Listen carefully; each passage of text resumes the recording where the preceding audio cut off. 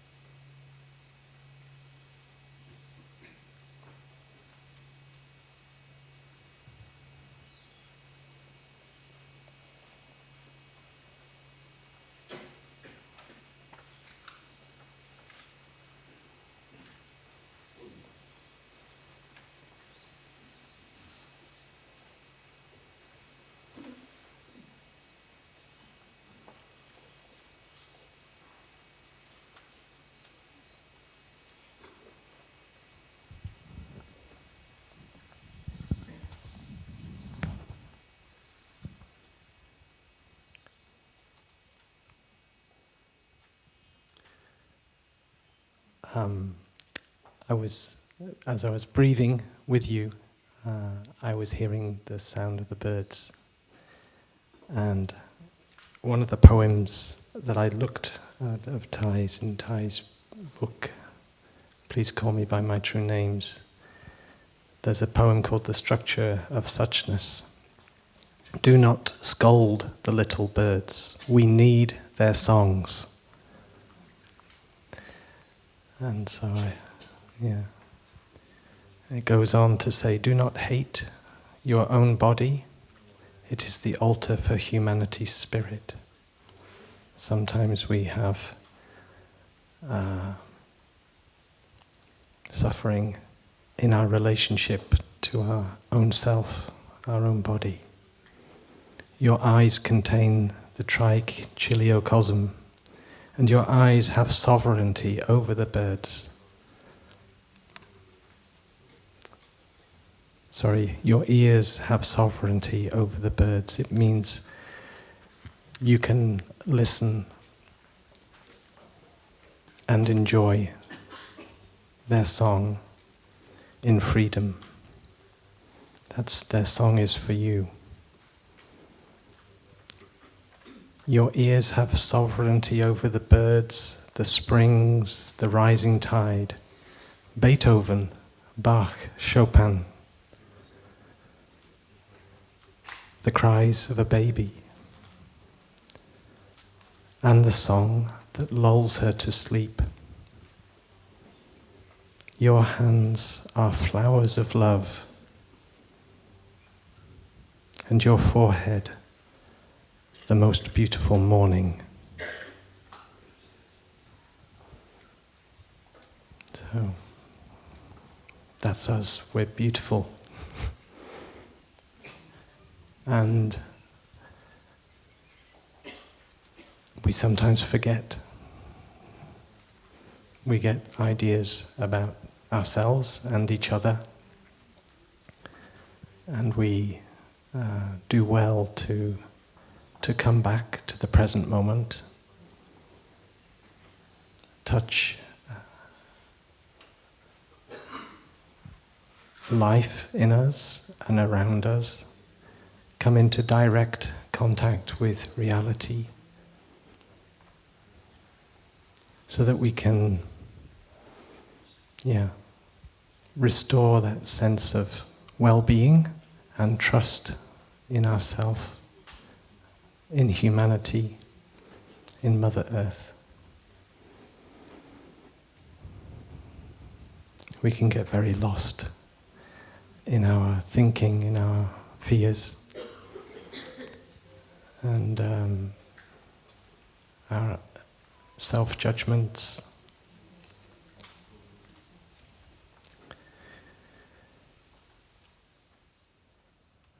I'm very aware that this week is a week for the Spanish Sangha. Can you all give me some flowers? So, I know it's not only Spanish, but there's a lot of Spanish here. So. And is anybody from Mallorca? By any chance? Oh, we got some. Hey, I got a story for you. Oh, somebody else, great. So I went to Mallorca when I was considerably younger. Let's say wake-up age. And I went in the year 2000, sometime, I think, or October, November, I can't remember. It's a long time ago, huh? And the story is not a great Dharma teaching, but it's quite fun. So just don't expect too much from that. But I wanted to share because it gave me a very fond memory of Spain. And it was just before I was going to settle in Plum Village. I arrived in Plum Village and pretty much stayed in January 2001, so I was on my way.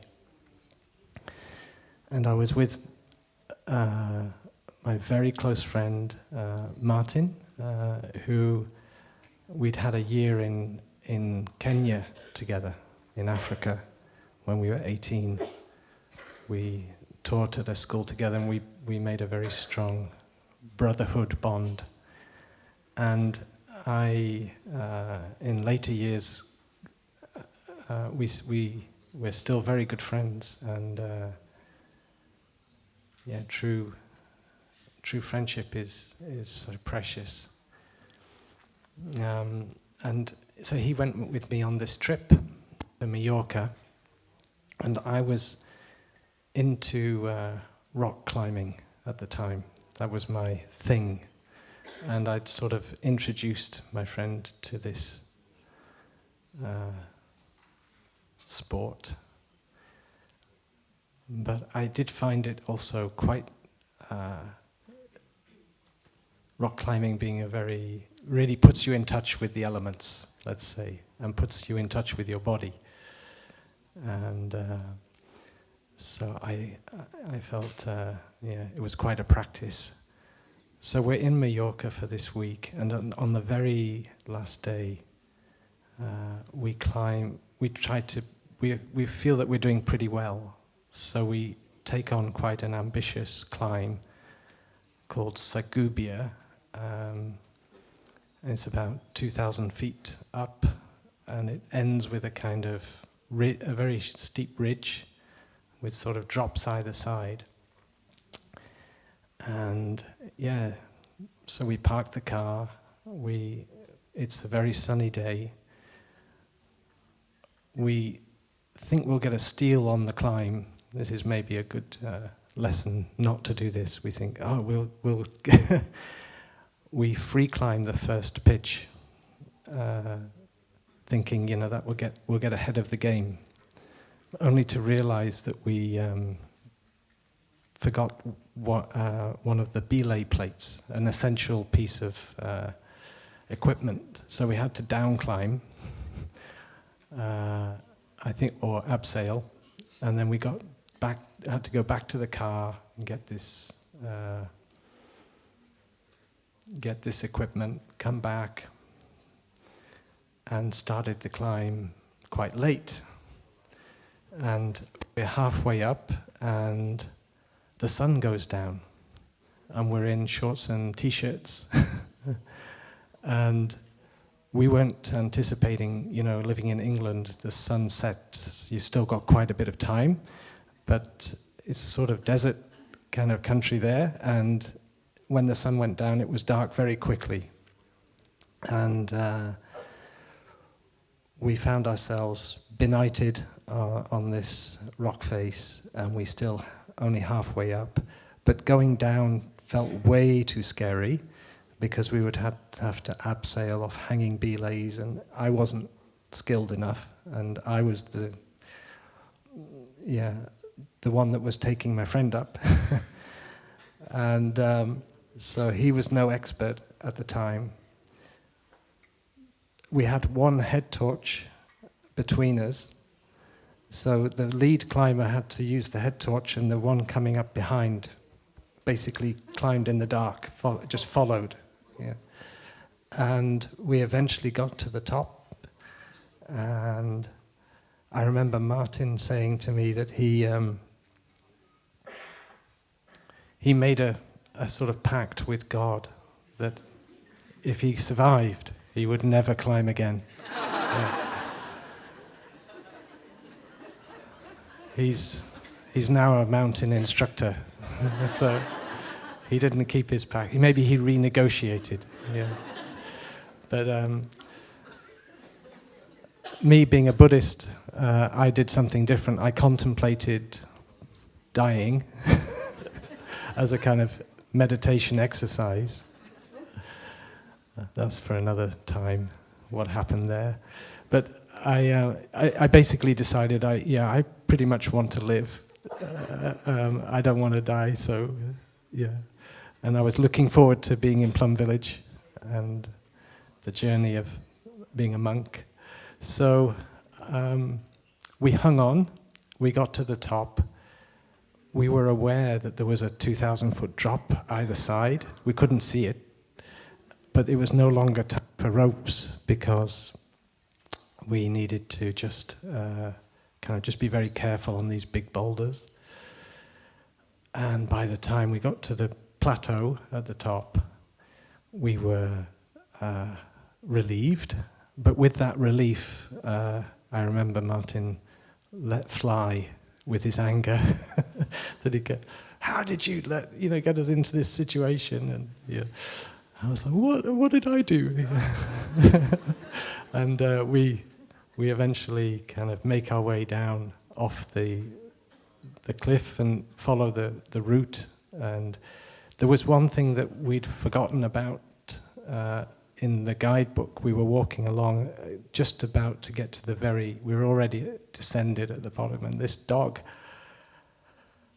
suddenly chased towards us, barking ferociously. By now it's 2:00 in the morning, but it just leaps up like a hound from hell, and it sort of came right up to my neck with its gnashing teeth, and then suddenly the chain was just at the right length, and it kind of clink, and the dog dropped down, and I was like, oh my gosh. And it was in the guidebook. It told us that there was this dog that exactly that would happen. So, but we got a complete scare, and that was our finale. And then we got back in the car, and we raced up to our hotel, which, me having monastic aspiration, I'd actually booked us into a monastery called San Lucas. It's up in the hills. I'm looking at my Mallorcan friends in case you know it.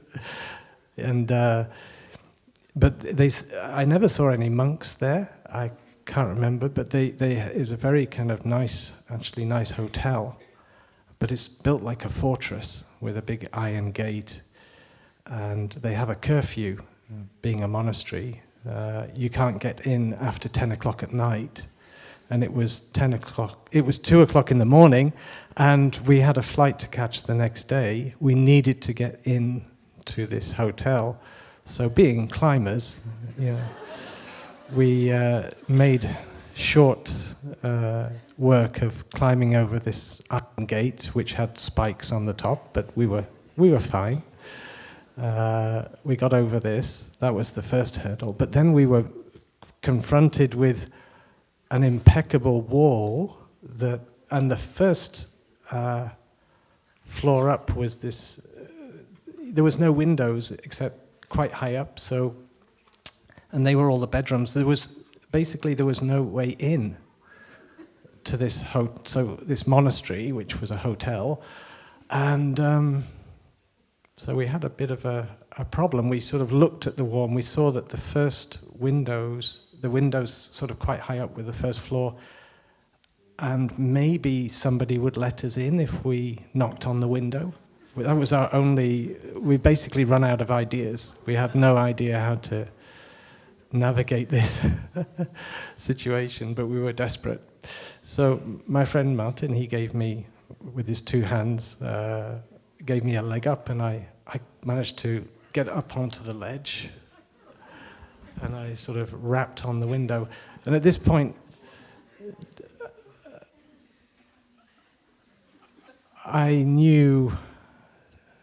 it turned out I knew 3 words of Spanish, and they served me quite well. I can't remember who it was that said you only need one prayer and that is thank you. Have you heard that quote? If your one prayer is just thank you, that's enough. Well, I had por favor as well. I had please. So I rapped on the window, and this poor woman in her nightie came looking very... opened the window. I said, por favor, por favor. I looked at her imploringly, and I guess something impressed her that I was not, meaning any harm, that I was something communicated telepathically, and I was like, por favor. I didn't even know how to say, can we come through? I didn't know anything, so she had to guess that I was asking to come in, and she said, she opened up the window, she let me in, and the second word, and of course I said gracias, and then I had my third word, which was amigo. So I had to lean out the window, give my hand, and pull Martin up, and he sort of got on the ledge and then looked at gracias, gracias. And we clambered into this bedroom, and her husband was in bed and kind of looking at us like... and she said, yeah, go. So we just sort of go through the bedroom, open the door, and suddenly we're in the inner sanctum of the hotel, and we can find our room. Whew, what a relief.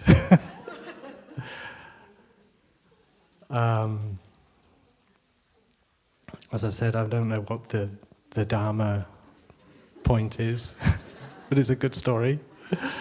It's from Spain.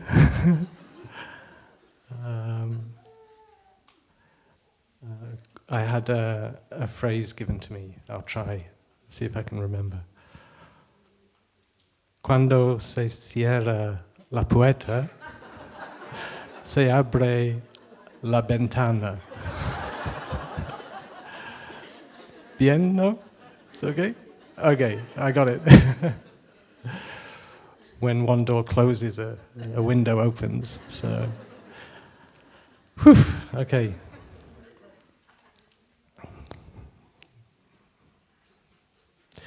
So that's my fun story for this morning. And yeah.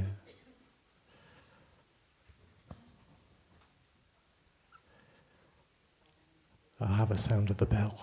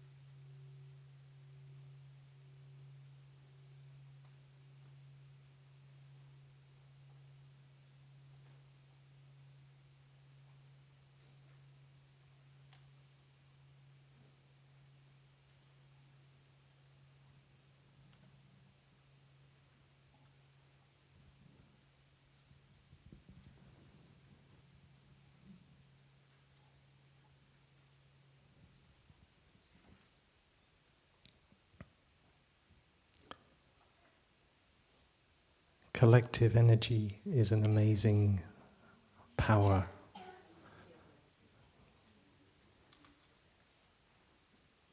When we come together, we practice together with a shared intention, determination. Even we're coming with many different situations individually, collectively, we support each other with our mindfulness, energy, which is not something separate from the energy of love.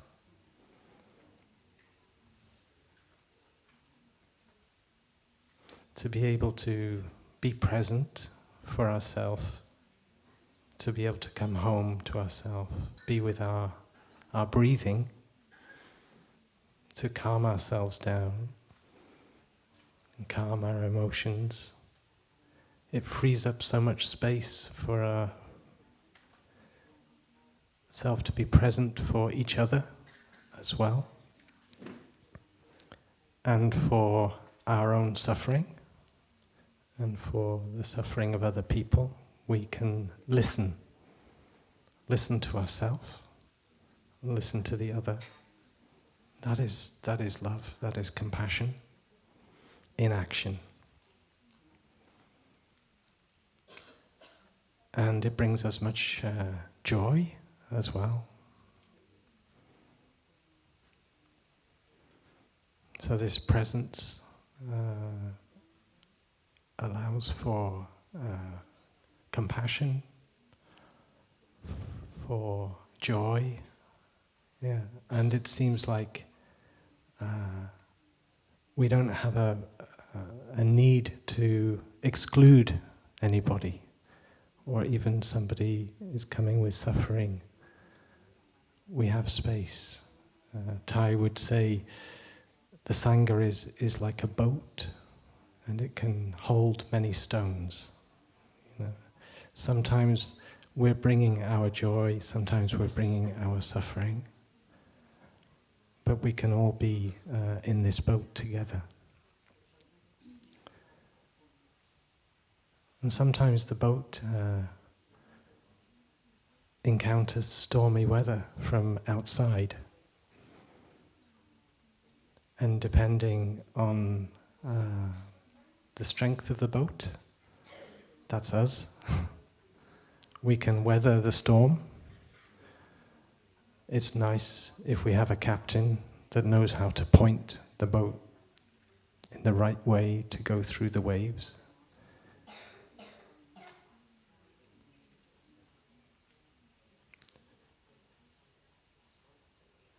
There is a beautiful discourse called the Discourse on Love.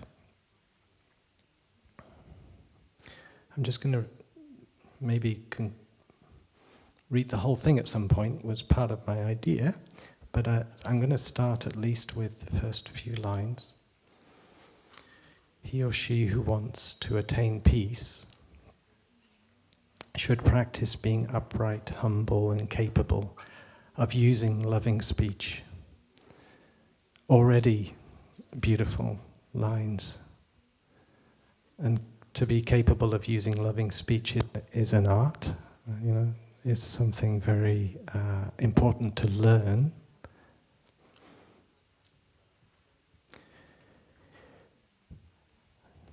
He or she will know how to live simply, with senses calmed, simply and happily with senses calmed, and not be covetous or carried away by the emotions of the majority.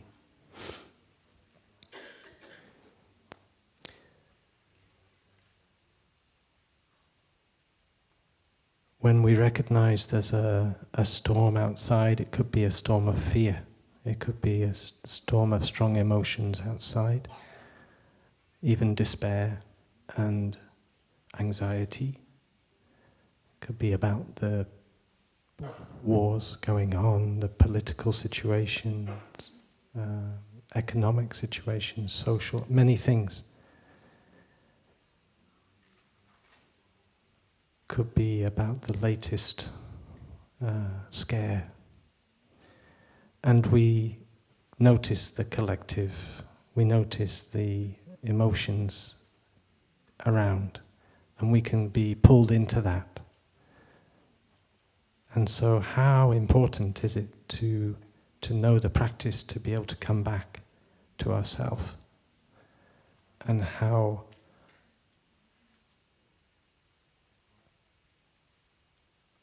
important is it that we can do that as a community?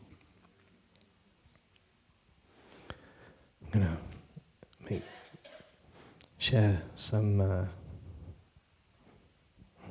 thing on the board.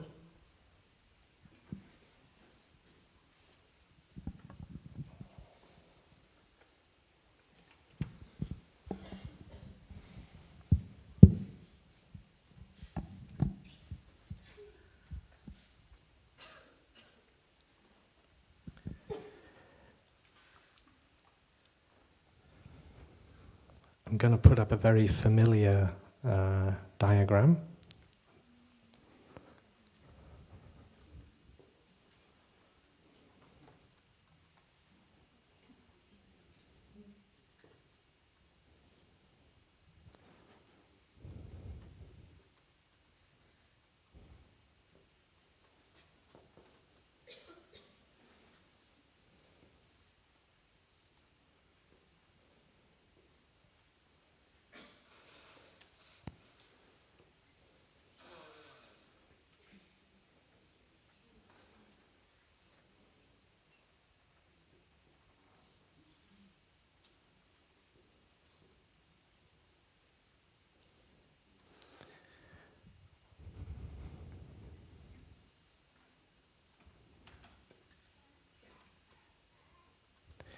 Those of you here last week, Sister Hoyniem's talk, will remember that.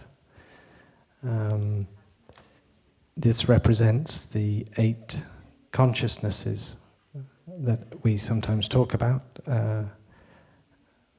in this school of Buddhism.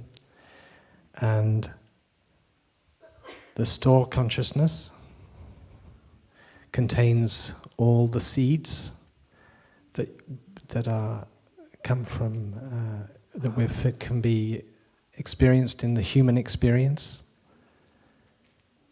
Ultimately, the store is Mother Earth herself, and we are children of Mother Earth, and we can experience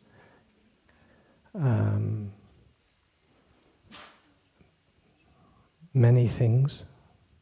In this school, there have been described variously 51 mental formations, like seeds, sometimes 60. And they include the usual emotions that you may experience, including the ones that cause us suffering, as well as the ones that bring us out of suffering and are pleasant. Yeah. There are, so that would be including the emotions, right? And if we look at this model of consciousness, our store, sometimes we're in touch with seeds, sometimes they are, we don't experience them coming up into our living room, but we know that they're somehow there. You know, we're not always with our in touch with our anxiety, thankfully. Sometimes it can dominate and be difficult for us to calm it down, but we can experience non-anxiety. You could say non-anxiety is also a seed. We experience fear, and Thai added fear to the list of mental formations, and he also added non-fear.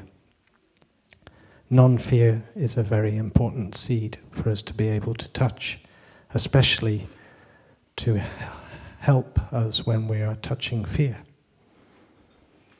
Knowing that we have a seed of non-fear available to us as part of our human inheritance.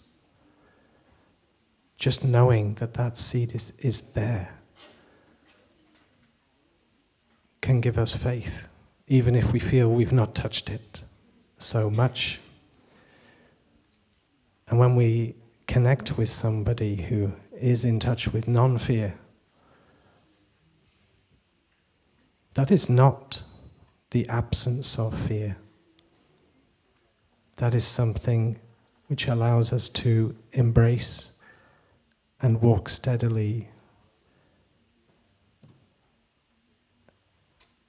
and not get carried away by our fear, which is natural. We have it. When we are in contact with someone like that, am I going too fast?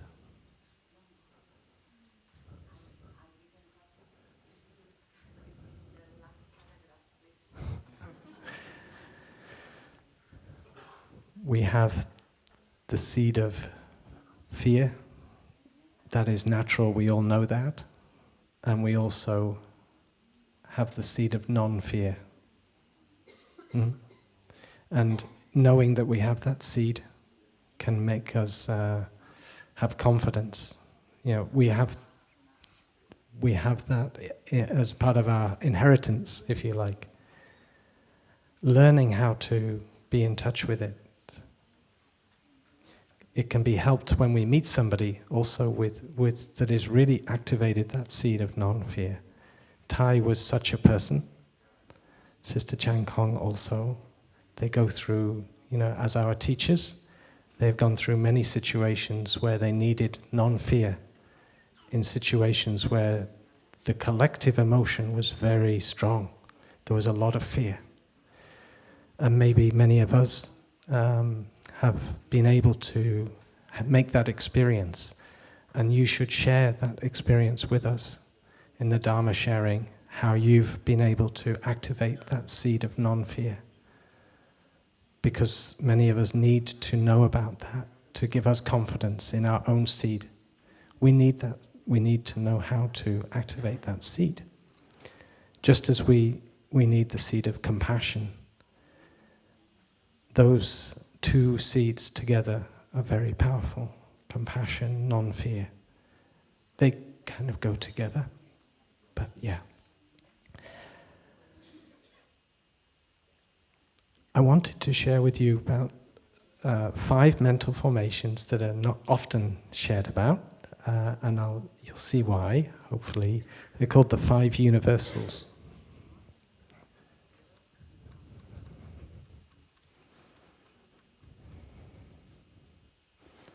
The 5 universal mental formations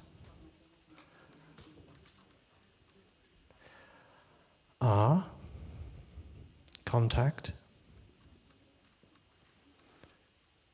I'm going to give you a little bit of Sanskrit. Sparsha. Attention. Manaskara.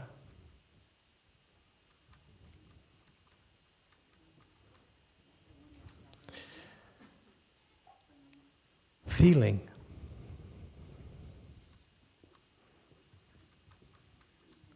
Vedana. Perceptions. Perception.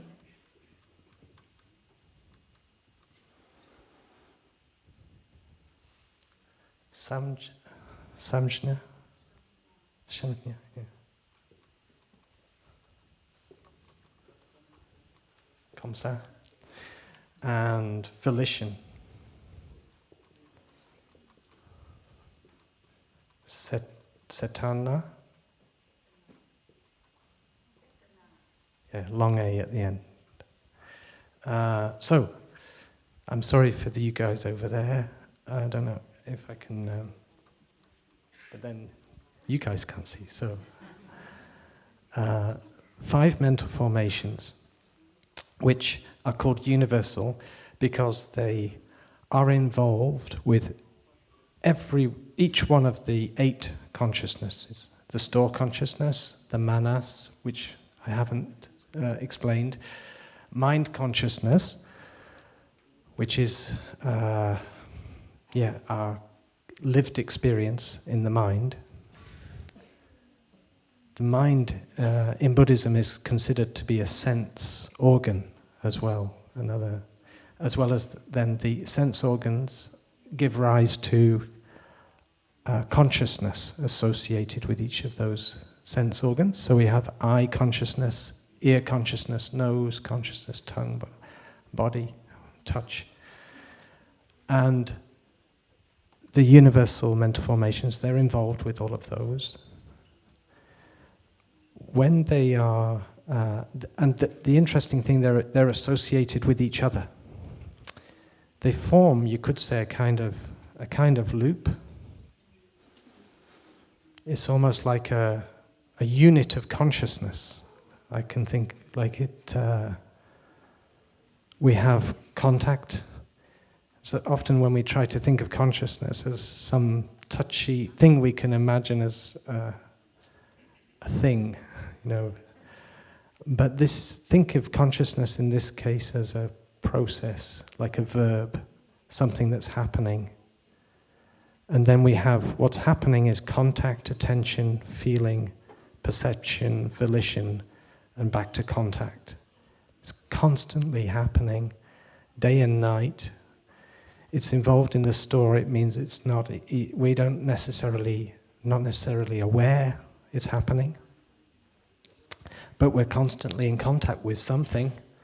We're giving our attention to something, and it gives rise to a feeling, Vedana, and that feeling can be pleasant, unpleasant, or neutral, and we may or may not be consciously aware that we're having that feeling.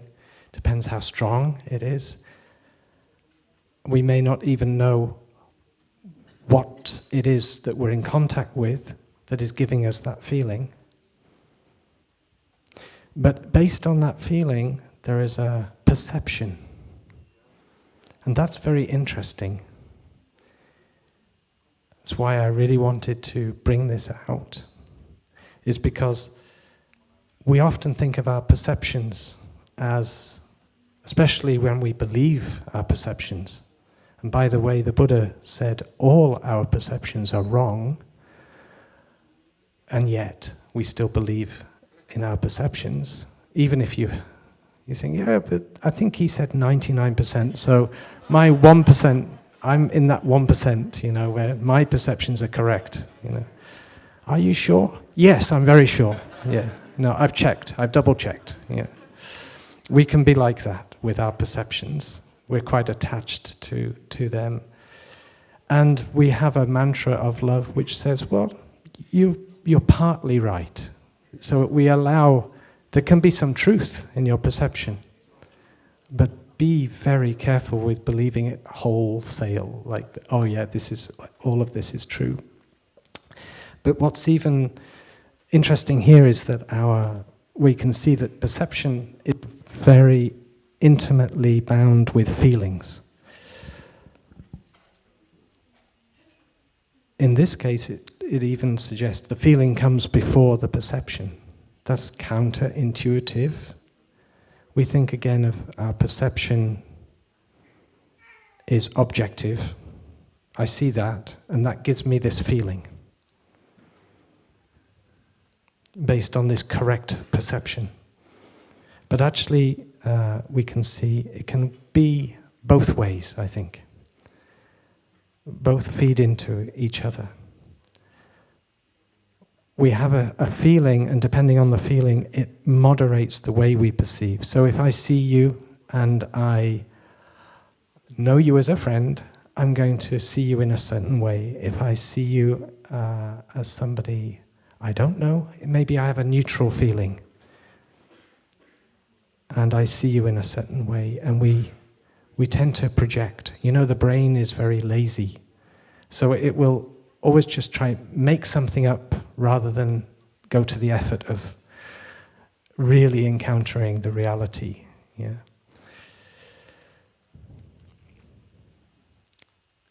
When we're this perception then moderated by our feelings, maybe a feeling of fear,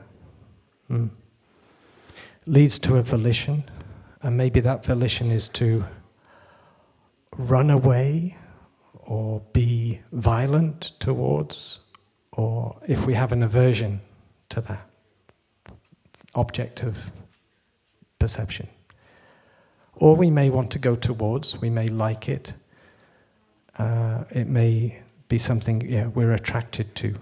So then we go into this loop, and we have different reactions to our perceptions, and our volition will come from there, and our actions will be based on that.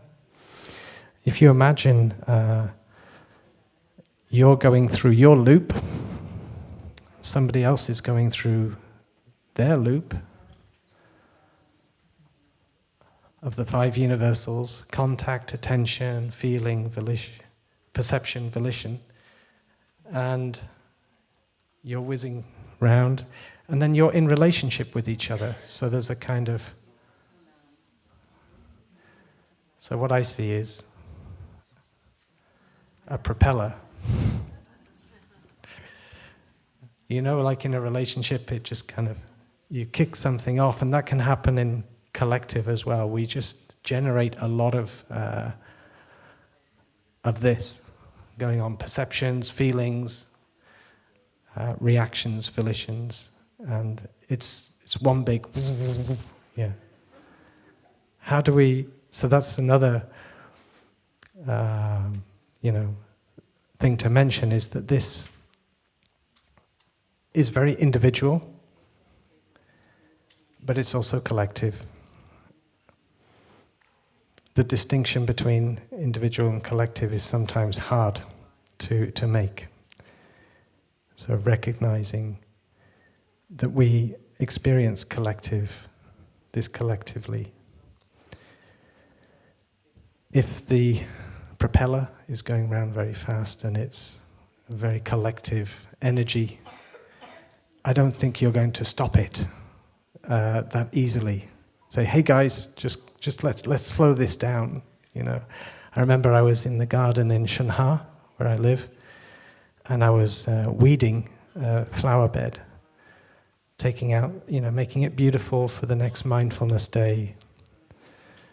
And these bees that were very nearby decided that I was messing with their pollen supply, and they attacked me, and I felt like I wanted to just stand up and say, hey guys, I'm not going to take your flowers, I'm just taking a few weeds, I don't think you should mind,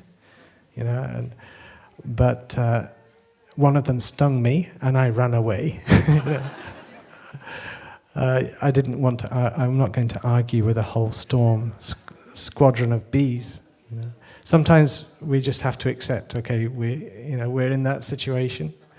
We can't change the collective all the time, but what can we do? We can step out,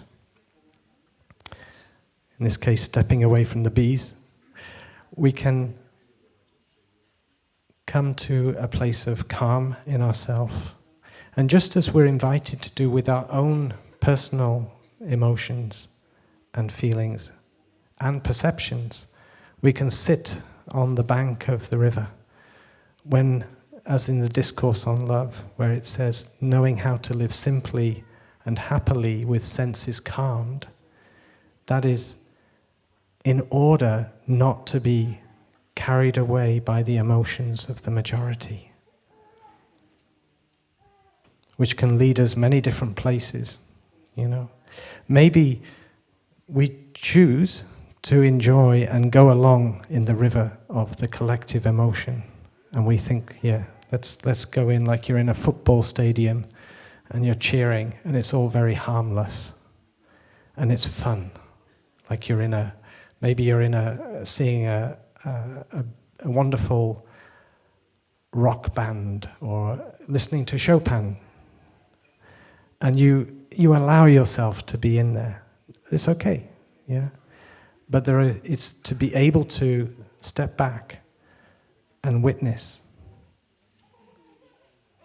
and so that you're not carried away by the emotions of the majority. It's so important to be able to do that, and we actually do that well when we do that together.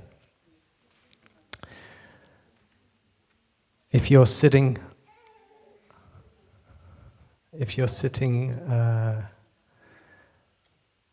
on your own in your house and you're aware, you're touched because you're human by the collective emotion outside. Maybe you've let too much news in. Maybe it's in your family, the collective emotion. It's amazing if you can take yourself to a place, to the riverbank, and just sit and watch and get to that place where you can have perspective, where you can just witness from a safe place, and then make your choices. And the same with our perceptions.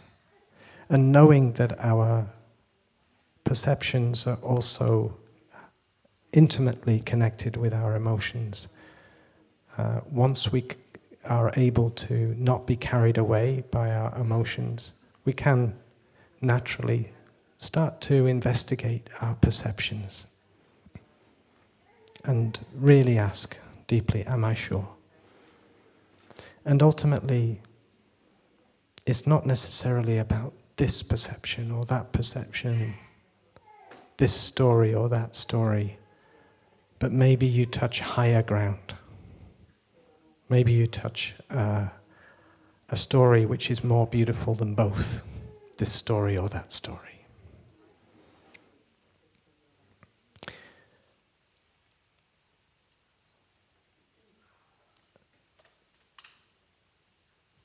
Yuval Noah Harari, I think I remember him saying, describing how civilization stays together, and it's based on stories and myths.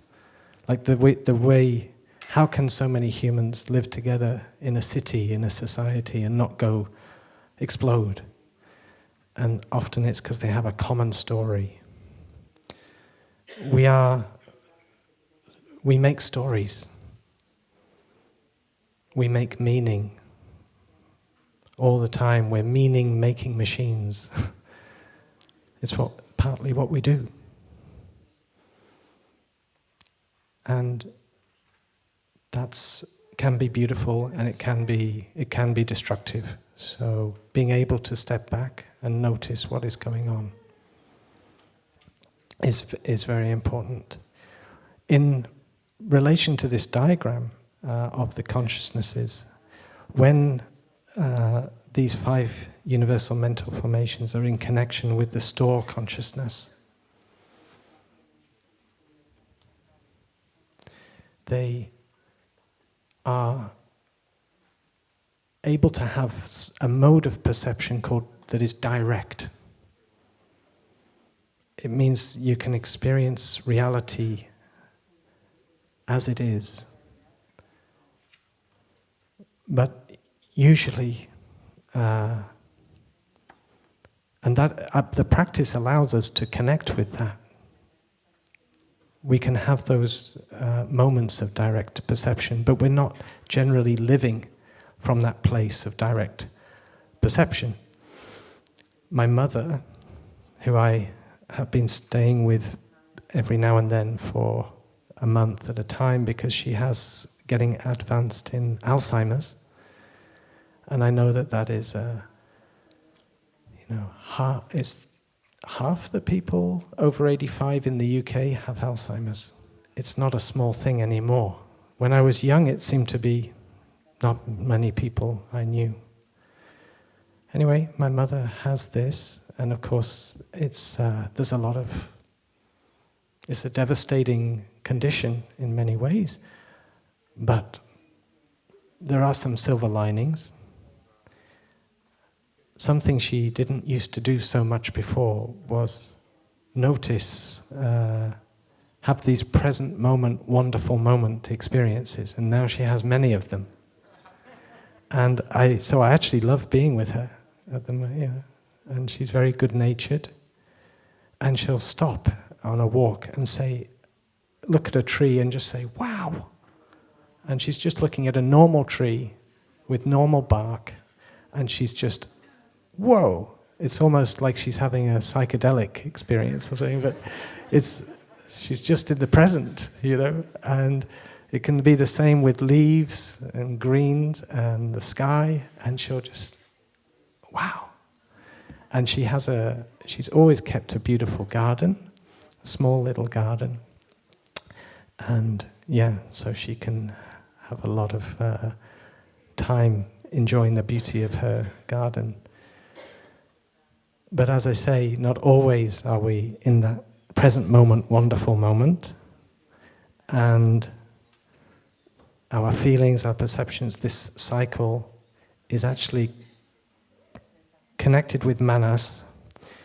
Manas is the part of our consciousness that wants to protect us by defining ourselves as a separate self from everything else. So it has the idea that we're separate and we need protecting, and it will also therefore compare a lot. This is better, this is worse, I'm better, you're worse. Do a lot of comparison and a lot of projection. And effectively, you end up in the realm of representation. You're no longer directly connecting with things as they are, and you're projecting your reality. You're projecting some imagined version onto the reality, and you're no longer seeing reality as it is. And knowing that that is the case, we can be humble when we make our judgments, when we judge other people, and even when we judge ourselves. So knowing that is the way the mind is, we also know the importance of the practice, because we don't want to be constantly caught in wrong perceptions and just dealing with imaginary things. Otherwise, our life is just one continuous kind of dream. Having imagination can be also very great. You could say that Plum Village began as a dream in Tay's mind. He wanted to rebuild love. So he created a Buddha field, he created a Pure Land where love could be restored. Love could be experienced collectively. If we Okay, I'll have the sound of the bell, thank you.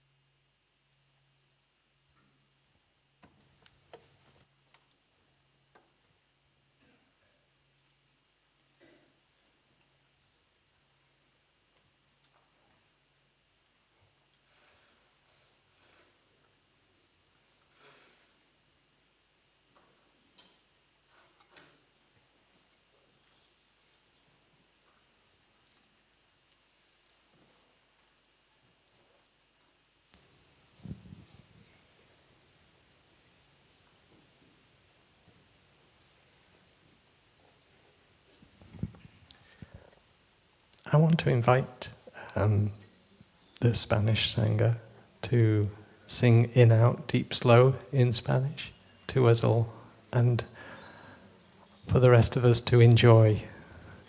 The English words is in, out, deep, slow, calm, ease, smile, release, present moment, wonderful moment.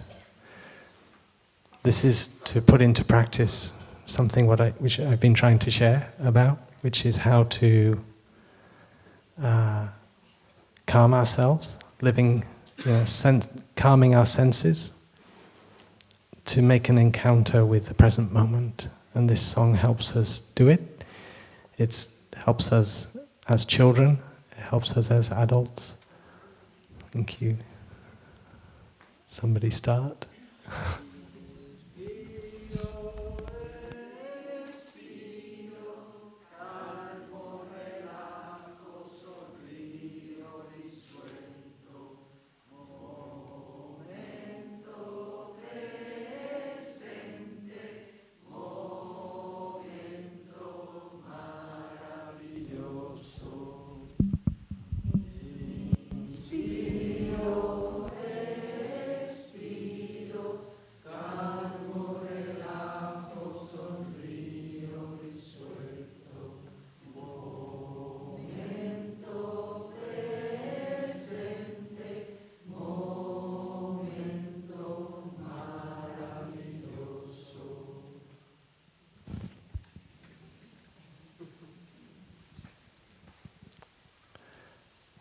I'm looking at the time.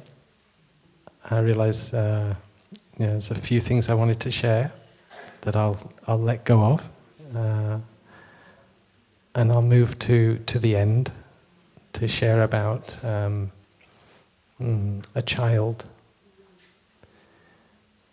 who practices very well. You know, when we do the children's program in Plum Village, when we do the teenage program, maybe we are not sure what impact we are having. But every now and then, a child who has, maybe it's been 10 years on or 20 years on, and they come back and they share what an impact it made on them. And these can be the very ones that seem to pay no attention at all, right? I've had the teenagers like that. We had one teenager and he basically vandalized the place, and caused lots of problems for us. And he ended up, shortly after, we had to confront him, and it was a difficult situation. And he described the pressure he was under in his school and among his peers. He was French. To kind of be tough, like this. his father was very, very sweet man. Anyway, he ended up coming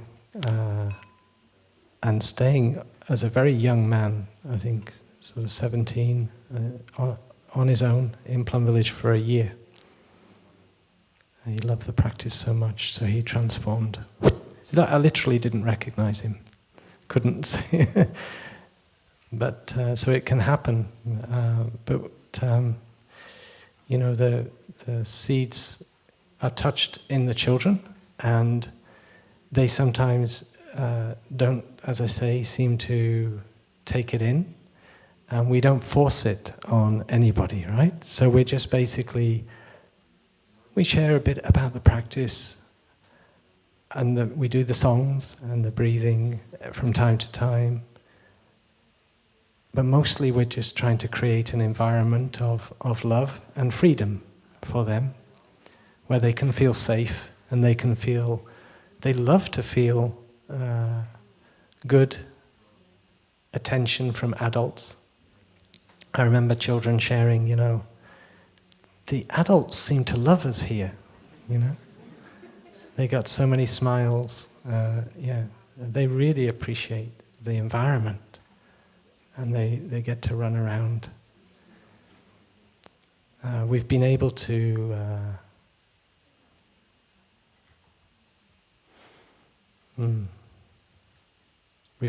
have children from many difficult places, including Palestine, come as part of their families. We've had benefactors that have helped us bring over families from Palestine and other places.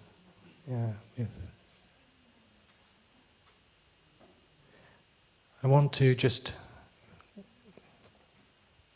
also share about the preciousness of life before I conclude with this child's story. And it also relates to Spain, so I don't want to drop the story. I went to, I think it was 2015, I went to Madrid, and we enjoyed a retreat in Madrid. Very short one, but in the course of that retreat, some accident happened. We were all in the dining hall together, eating mindfully. It was just a few days, this retreat long, so people, I think 200, 300, I think Brother Hima was there, Sister Eleni, and there was a Vietnamese sister, very important in this story. And what happened, I think Michael and Eleanor were there, and this very, very young boy, almost like a toddler, was able to run, and he fell. Somebody's nodding. You were there? Yeah, it was a very powerful experience. Some of you are nodding. And the toddler fell from one level to another. It went through the bars of this railing were too wide, and it went through, and it fell down and landed on its head. And the mother, having realized what happened, began this wail sound, which rose in energy, and there was a wave of collective emotion among everybody for this, as people started to realize what had happened, and there was a kind of a wave of this wailing sound. And I was just coming into the dining hall a bit late at the top level, and I was shocked. I thought a bomb had gone off. I didn't know what had happened. And it was a shocking moment. And there was various people, including Michael, trying to take care of the collective. But there was this Vietnamese nun whose name I forgot. And at a certain point, when she saw it was time, she had everybody singing in, out, deep, slow in the dining hall, and it was able to calm the collective emotion. It was still there, but we were bringing something else to that emotion. And the ambulance came and took the baby away with the parents.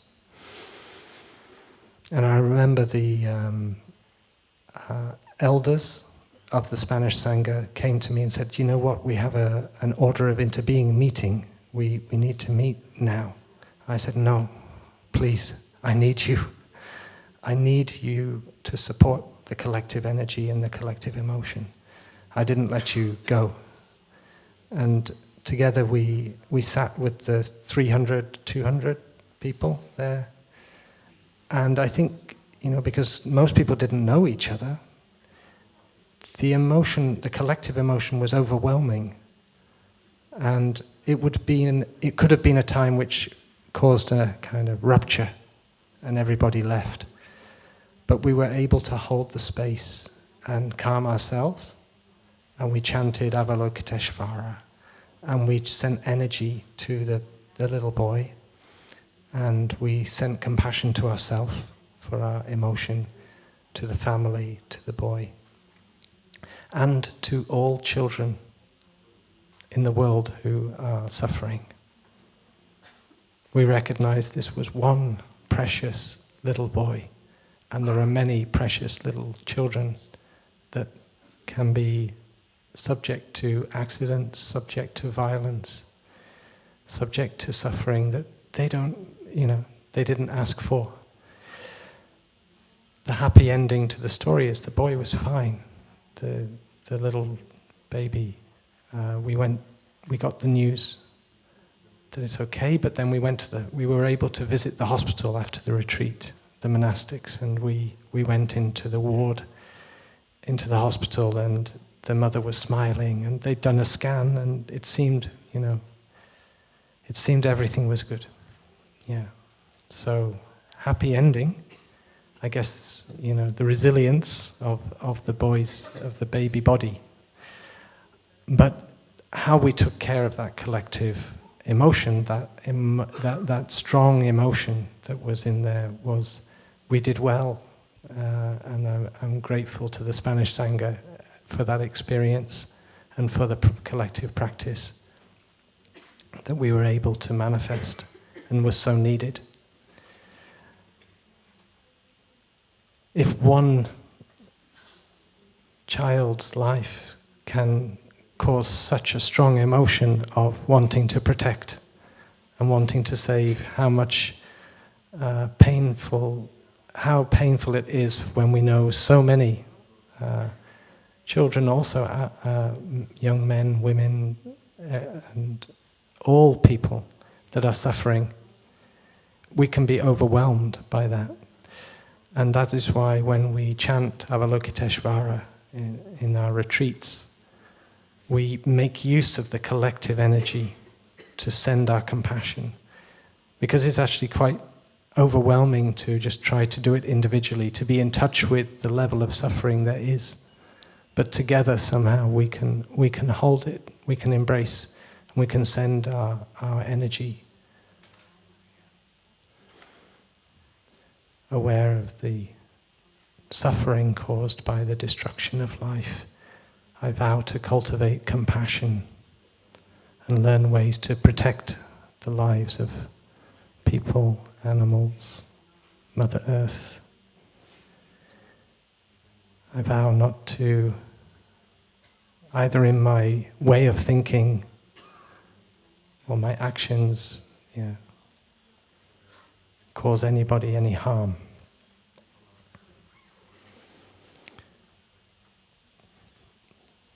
The little boy called Mohammed, 7 years old, came from the West Bank with his family to Plum village. Was it his first time, Lisa? Twice. He's been twice. First when he was 5 and then 7, and at 7 years old he wrote this from his town of Anatta in the West Bank. And he was describing his feeling that he gets from meditating. So I'll kind of kind of conclude with this? Yeah. And maybe if just remind us that this discourse on love tells us to, just as a mother loves and protects her only child at the risk of her own life, cultivate boundless love to offer to all beings in the entire cosmos. And let our boundless love pervade the whole universe, above, below, and across. So this little boy writes from the West Bank. So when he's meditating, I feel like I'm flying. I feel like I'm playing. I feel like somebody is running behind me, relaxing me, helping me to feel better. In anatta, where I live, life is not nice. It's hard. It's not beautiful. But when I close my eyes and when I start to breathe, I feel I am somewhere else, somewhere free, without anyone. I feel better. I feel relaxed. When I breathe outside my house, I feel I am not alone. I feel someone is with me, somebody I don't know. I feel a big circle and a small circle. I feel him on my shoulders. He is close to me. I feel this man. I don't know who he is. I meditate because I want to feel comfortable, and it makes me feel comfortable. I see the children in my city are afraid. There is a lot of violence and garbage and fires. My friend told me he is always afraid there is a scary person behind him. When I meditate, I see a small blue circle. Then I feel power going into my body and power leaving through my body. One day, I taught my classmates, Yusef and Nimra and Jawad, to meditate with me. I saw they were happy and they liked it. I love to meditate. I want to do it more and more. I do it every day. During my break at school, I sit in the schoolyard and I meditate. The other kids come and ask me, what am I doing? I tell them, I am meditating. Once I did it during the science class, so I could focus better. So, good for education.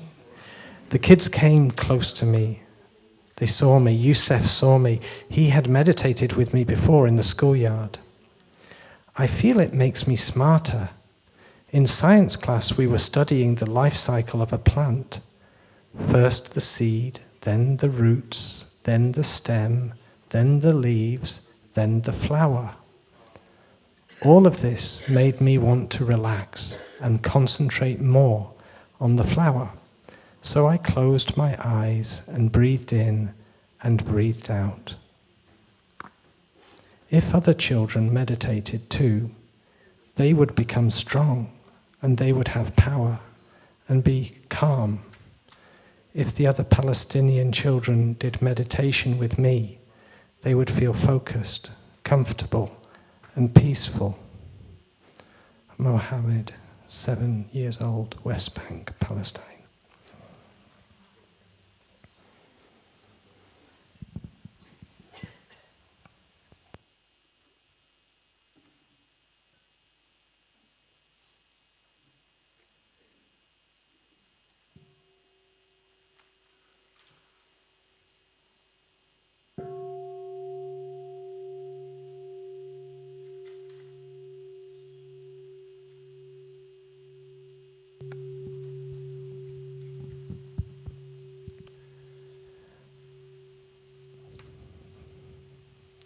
Dear Tay, dear beloved community,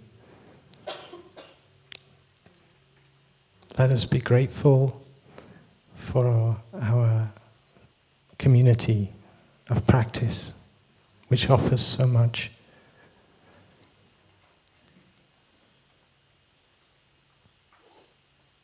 We can do more.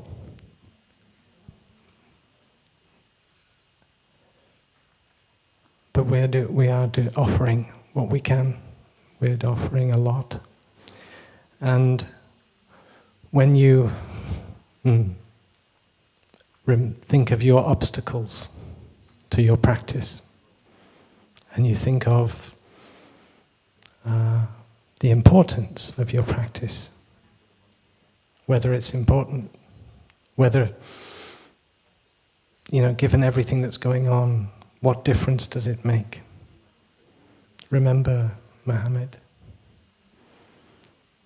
Remember him, his enjoying the practice like play, but also how it helps him be in a place where there's a lot of violence and difficulties, and we practice with him, even we're a little bit geographically away.